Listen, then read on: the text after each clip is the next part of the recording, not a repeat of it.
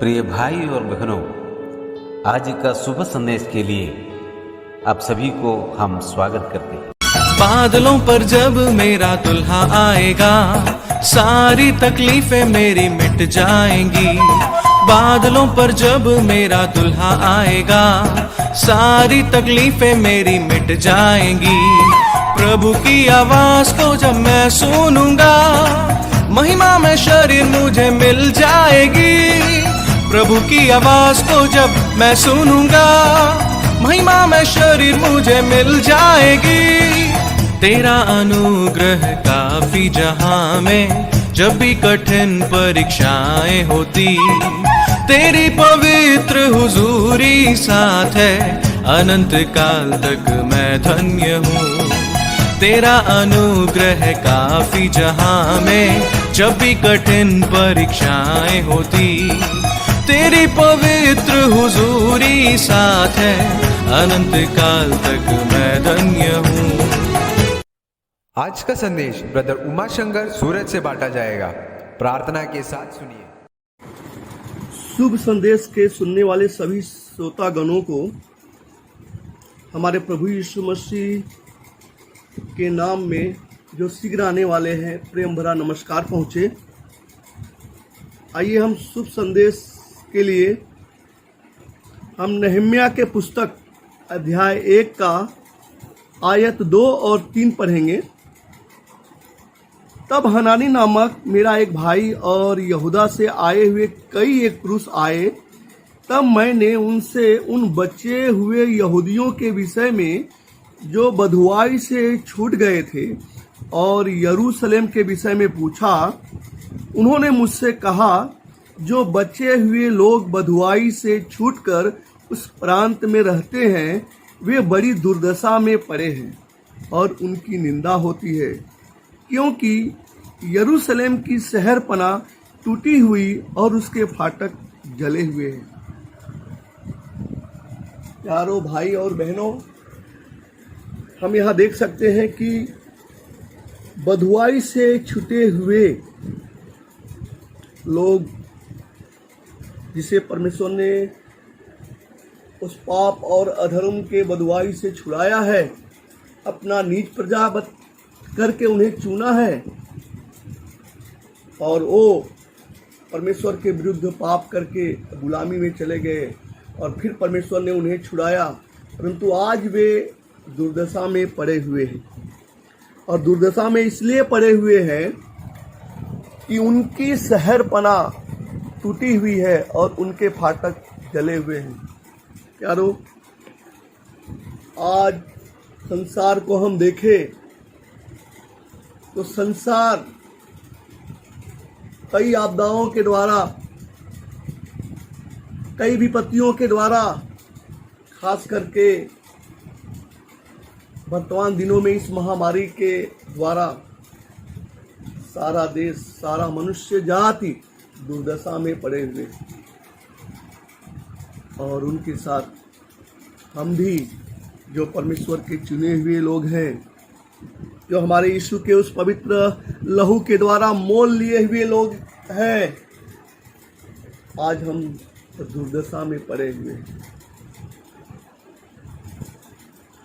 और उनकी निंदा होती है। हम ऐसा पढ़ते हैं, उनकी निंदा होती है। हम उस अवस्था में पड़े हुए हैं। यारो, आज हमें यह स्मरण करना है, आज हमें यह याद करना है हम सबको, कि कहीं हमारी आत्मिक जीवन की शहरपना टूटी हुई तो नहीं है, कहीं उसके फाटक जले हुए तो नहीं है।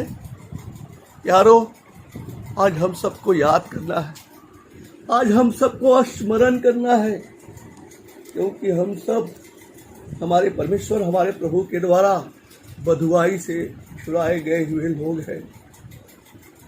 हमारा परमेश्वर हमें अपने लहू से पवित्र, निष्कलंक, निर्दोष बना के हमें परमेश्वर के हाथों में सौंपा था, हमें परमेश्वर का संतान बनाया था। आज हमें स्मरण करना है, आज हम सबको याद करना है, उसे निहारना है कि कहीं हमारी आत्मिक शहर पना टूटी तो नहीं, या उसके फाटक जले हुए तो नहीं। हमें स्मरण करके हमें उसके पास आना है। यदि ऐसा है तो हमें रोते हुए उसके पास आना है। जैसा हम आयत 4 में पढ़ते हैं, ये बातें सुनते ही मैं बैठकर रोने लगा और कितने दिन तक विलाप करता और स्वर्ग के परमेश्वर के सम्मुख उपवास करता और यह कहकर प्रार्थना करता रहा, हे स्वर्ग के परमेश्वर, यहोवा के महान और भय योग्य ईश्वर, तू जो अपने प्रेम रखने वाले की आज्ञा मानने वाले के विषय में अपनी वाचा पालता है, उस पर करुणा करता रह। इस तरह का प्रार्थना हमें करने की जरूरत है। हमें अपने आपे में आने की जरूरत है। प्यारो, जिस तरह से हम लूका में पढ़ते हैं, जब उराऊ पुत्र अपने आपे में आया तो अपने पिता की ओर, अपने पिता के घर की ओर अपने कदम को बढ़ाया। और हम पढ़ते हैं, जब वो दूर ही था तो उसके पिता ने उसे देखा और दौड़कर उसे गले लगाया। प्यारो, उराऊ पुत्र जब अपने आपे में आया था और दूर ही था तो पिता को नहीं देखा था, लेकिन पिता की दृष्टि अपने पुत्र पर था। हम देख सकते हैं कि हमारा परमेश्वर हमसे कितना प्रेम करता है, हमारा पिता हमसे कितना प्रेम करता है। उस उराऊ पुत्र जब दूर ही था तो उसके पिता ने उसे देखा। पहले उराऊ पुत्र ने अपने पिता को नहीं देखा, परंतु पिता ने उराऊ पुत्र को देखा और दौड़ करके उसे गले लगाया। प्यारो, हम भी अपने आपे में आए, उस परमेश्वर के सम्मुख आए जो हमारा उद्धार करता है, जो हमारे लिए अपना प्राण दे दिया, अपने प्राण से बढ़ करके हमसे प्रेम किया, अपनी सारी महिमा को तज करके मनुष्य रूप धारण करके इस जगत में आया।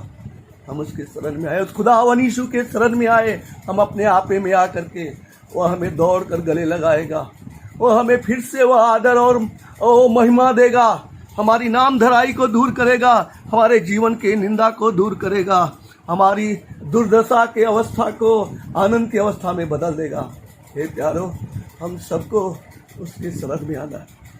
प्यारो, जैसा कि हम आगे पढ़ते हैं कि जब वो लोग उस शहरपनाह को बनाने के लिए इकट्ठा हुए तो सब लोग अपने अपने सामने उस शहरपनाह की मरम्मत की। प्यारो, आज हम सबको यही आवश्यकता है, आज हम सबको यही करने की जरूरत है। हम सबको अपने अपने सामने हमारी आत्मिक जीवन को स्मरण करना है, हमारी आत्मिक जीवन को मरम्मत करना है, हमारे आत्मिक जीवन को सुधारना है। प्यारो, हे मेरे प्यारो, हमारी परमेश्वर इसके लिए हमारी सहायता करेंगे, हमारी अगुवाई करेंगे। आज हम सबको स्मरण करने की जरूरत है। आज हमारे परमेश्वर के सामने हमें घुटने टेकने की जरूरत है, हमें रोने की जरूरत है, हमें विलाप करने की जरूरत है और हमें उपासना के साथ उसके शरण में आकर के प्रार्थना की जरूरत है। हमारा परमेश्वर हमारी आत्मिक शहरपनाह को मरम्मत करने के लिए हमारी सहायता करेगा और हमारे आत्मिक जीवन को मजबूत करेगा और हमें हमारे हर एक दुर्दशा से हमारा परमेश्वर छुड़ाएगा।